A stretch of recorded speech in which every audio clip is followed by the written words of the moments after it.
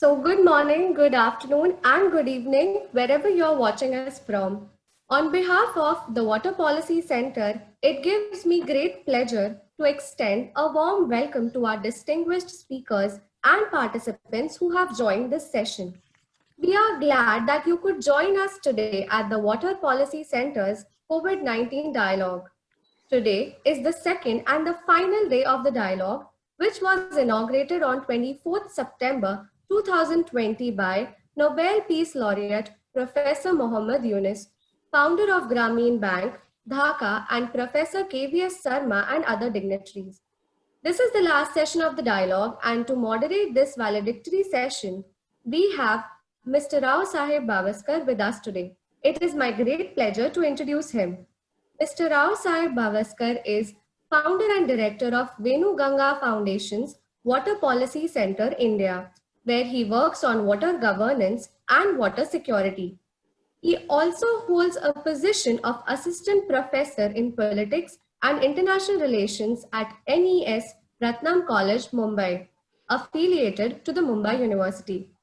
He has been teaching international relations for more than 10 years in various prestigious colleges in the city. Apart from this, Mr. Bavaskar is the co-founder of Mumbai School of Thought, a Mumbai-based foreign policy forum, and the co-founder of the Venu Ganga Foundation. He had been awarded ICSSR Doctoral Fellowship in the years 2013 to 2015 to research on the BRICS and global power shift at the University of Mumbai. He writes on global governance, BRICS, and power shift, China's global strategy, and the water security and governance. Without extending further, let me request Mr. Rao Sahib Bavaskar to take charge of the session. Thank you, Neha. Thank you for this wonderful introduction of mine.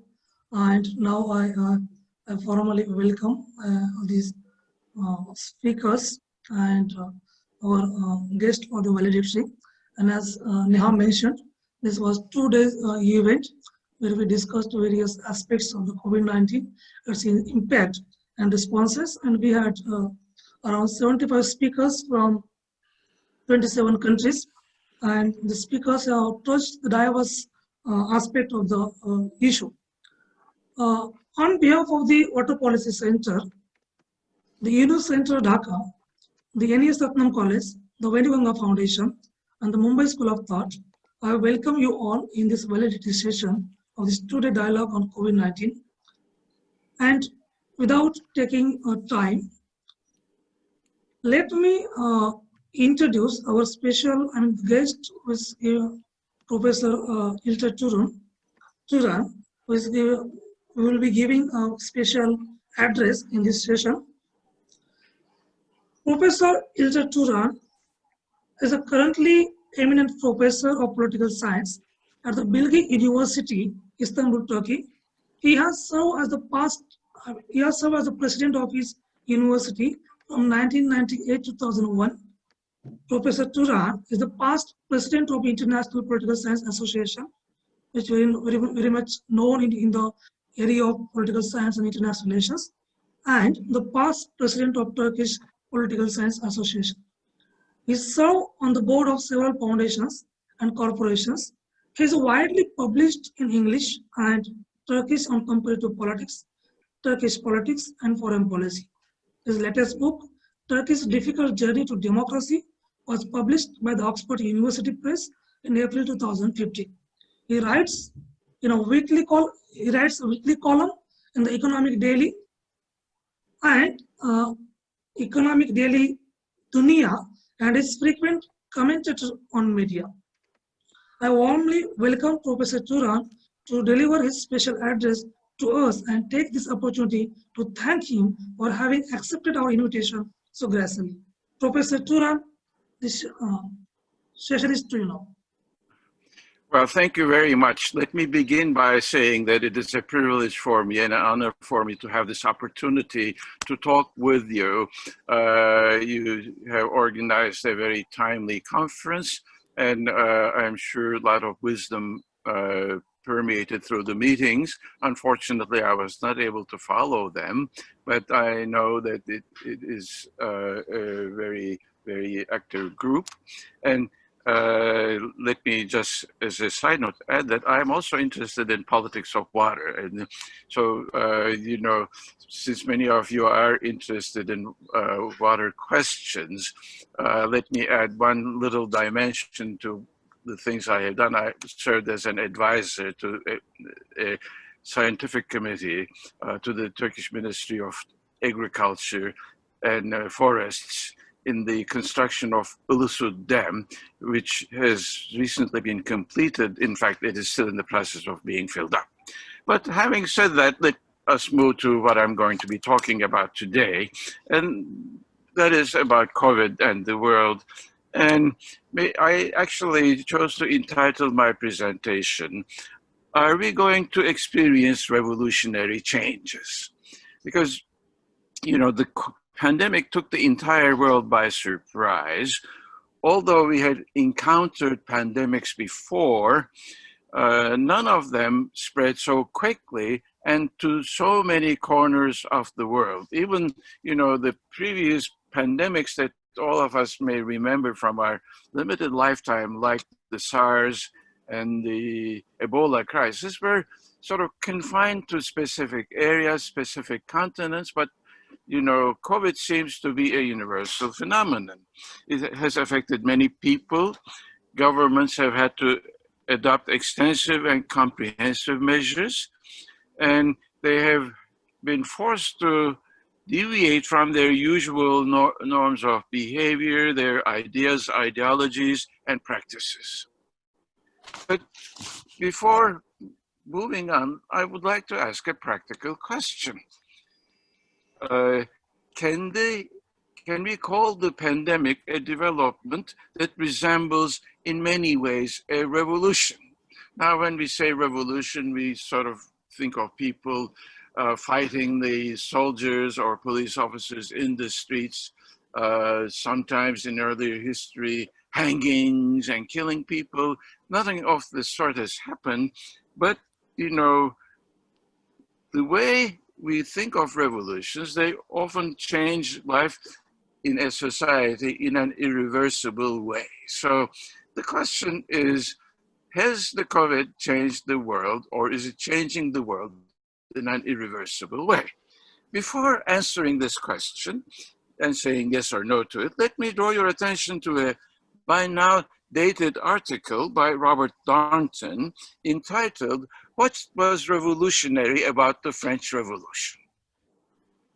And in this masterpiece, Darnton argues that almost everything that was done after the French Revolution, or during and after the Revolution, had its antecedents before the Revolution ever took place. But the Revolution was like a dam breaking loose, and it opened up a sense of boundless possibility.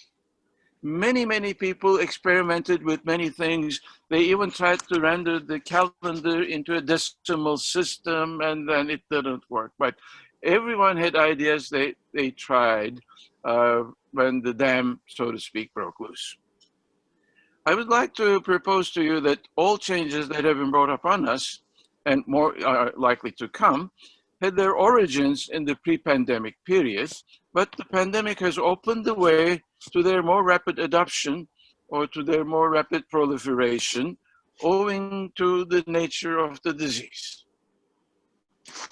What were the trends before the pandemic? There were some global trends. For example, there was an erosion of global governance. No country or group of countries had any longer the capability or the capacity to drive politically or economically the global agenda. This was certainly not the case during the Cold War, when the Soviet bloc and the Western bloc together were able to shape to a large extent how the world was run and to determine what the agenda of the world would be.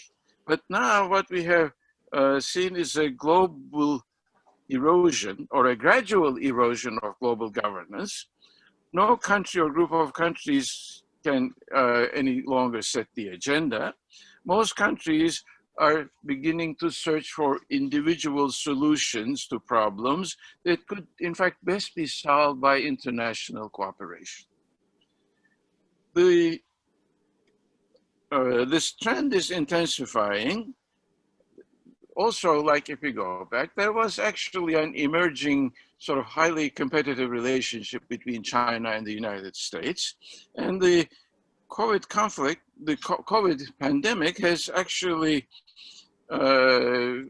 enforced this, but the Americans in particular were trying to draw others into this highly competitive game with China. Now, if you look at domestic policies, we have seen the rise of populist governments every place. They have challenged the established ruling elite. They have challenged the fundamentals of government, the way the governments are run. And parallel with the rise of authoritarianism is, or populism, is the rise of more authoritarian forms of government, or what used to be democracies becoming more authoritarian. So much so that we hear nowadays as to whether Mr. Trump would leave office if he lost it. I mean, this would be unthinkable. But we're talking about it. And then also this crisis, before the crisis, there was a rising wave of xenophobia, particularly promoted by the movement of large numbers of people, either from zones of conflict or from zones of deprivation. If you look at economic trends, if you look at, leave the global trends aside for a moment, what we see was that the global economy was actually slowing down before the virus struck. In the business world, an interesting change was beginning to take place. Profit maximization was being questioned. Even the beneficiaries of profit maximization, corporations and stockholders, were beginning to wonder whether other stakeholders should be incorporated into the picture such that they would also become beneficiaries of the prosperity that economic activity generated. And then, of course, one other important development, digitalization of life was slowly working its way into our lives. In fact, some companies were experimenting from working from home at least one day a week. Then, there were corporate boards and also committees holding virtual meetings in addition to in-person meetings. There was actually, excuse me for this. There was actually a change in the way we teach. For example, MOOCs, or massive open online courses, were becoming more and more popular. In fact, if I might put in the good word for IPSA, the International Political Science Association is offering a number of courses on the internet for interested people, and this is all entirely free. Then there was an expansion of internet banking and shopping.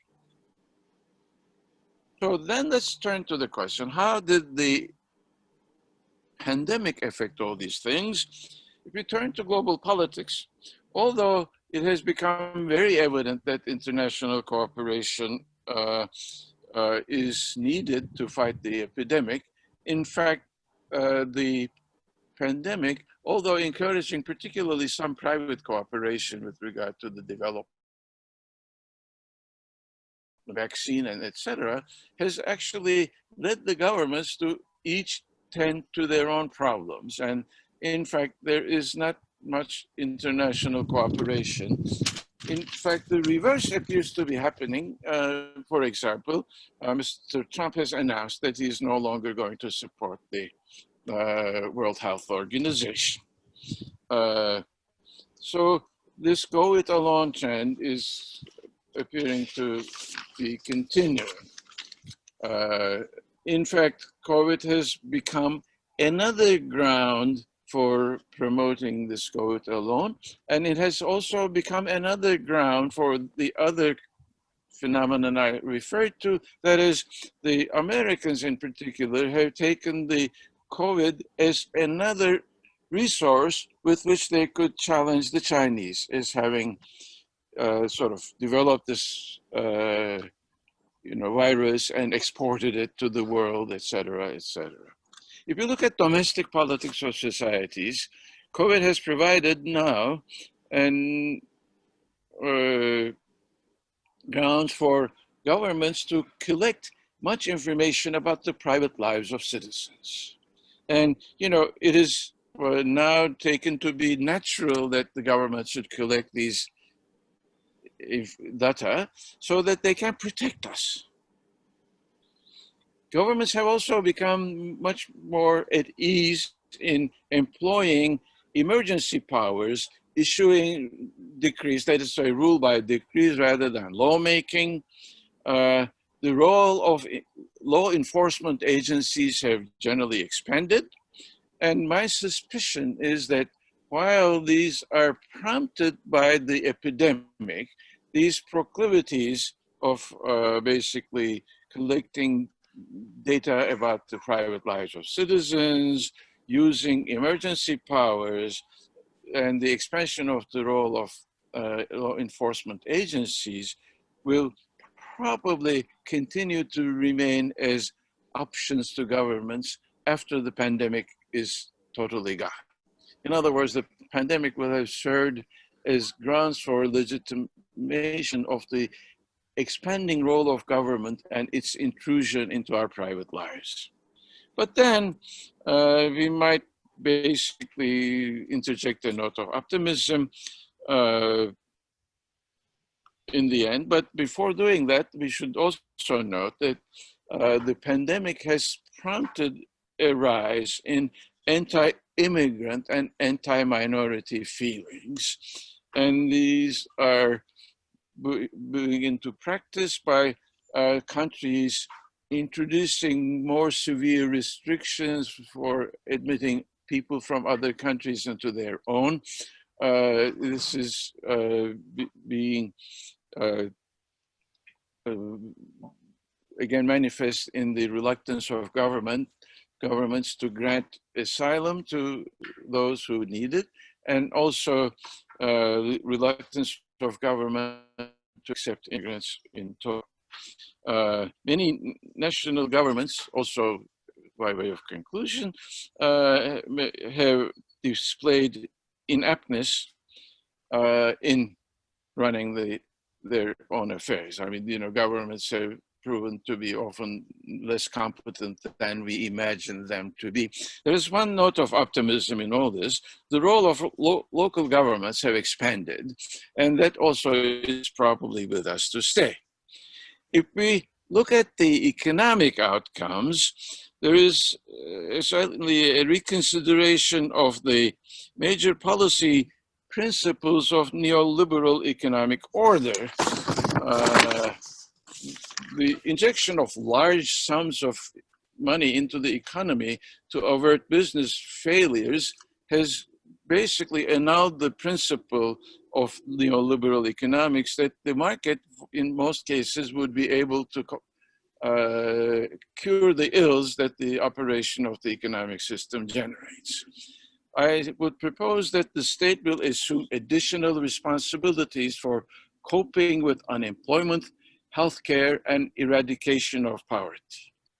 Then there has been one other change. Reliance on few suppliers have proven to be risky, particularly since China seems to be a main supplier of things in a number of areas. It seems that there is now a trend for searching for other suppliers, so we may expect this trend to continue, that there will be a variation of suppliers. And there will also be an enhancement of the autarchical tendencies of governments in critical products, but this will bring with it the possibility that everybody that produces anything will bring in the argument that what they produce is an important item for national security. So finally, if we'll turn to other trends, digitalization, which I referred to, of course, will be with us. There will be greater use of home office arrangements. This may reduce the need for office space. This may reduce the need for transportation. This may reduce the need for workplace eating facilities. And this may also maybe affect how the cities operate. Then there will be a greater use of virtual meetings, conference and committee meetings, interviews. There will be reduced travel and therefore reduced tourism and hotel business. All businesses will rely more on the use of the internet. And education will become more digitalized, as I tried to suggest earlier. There will also be a maybe redefinition of the functions of the private corporation along the lines that I suggested earlier. Now, let me conclude. Long-term effects. We cannot actually predict the long-term effects of what the pandemic will bring us. It will depend on how long the pandemic will last and how fast recovery from it will be. But let me note that predictions of future developments have often been notoriously wrong. Let me just remind you that the most distinguished Sovietologists failed to predict the breakup of the Soviet Union 6 or 5 months before it all happened. So far be it from me to offer predictions, but let me note that I began by comparing the pandemic to a revolution. So let me conclude by a work on revolutions as well. Some of you may recall, again, this dated book called The Anatomy of Revolution by Crane Brinton. Crane Brinton argued that after the overthrow, there would initially be a rule of moderates, then there would be an accession of the extremists to power, and then the extremists would grow, and there would be what he called the Thermidor period, where the old and the new competed, and finally, there would be a restoration of some of what was the revolution was conducted against. So what does this tell us? Changes will probably, that I described to you, will become even more radical than I made that sound initially. But then there will be a period, there will come a period when the old and the new will compete, and we will end up with some sort of synthesis, for example, greater use of the internet in committee meetings and corporate business, but also a return of more frequent human meetings. Similarly, if you move to education, you know, there will be a greater move to internet digital education. This is particularly important in light of the fact that higher education in particular has become more and more expensive over the years. But in the end, we will discover that we cannot totally do away with human interaction, but we have now an additional instrument which will enable us to conduct our interactions possibly more frequently over the internet. So this is what I had to say. Let me again thank you for the opportunity to have this talk so that I could share my ideas with you and meet at least some of you by talking with you and others simply as pictures on the computer screen. I send you my greetings and thank you again. Thank you, sir. Thank you, Professor Turan, for this wonderful and thoughtful interpretation and presentation. And you touched many points from Cold War to from the current politics and governance and the issues. Thank you for being with us and thank you for this presentation. We also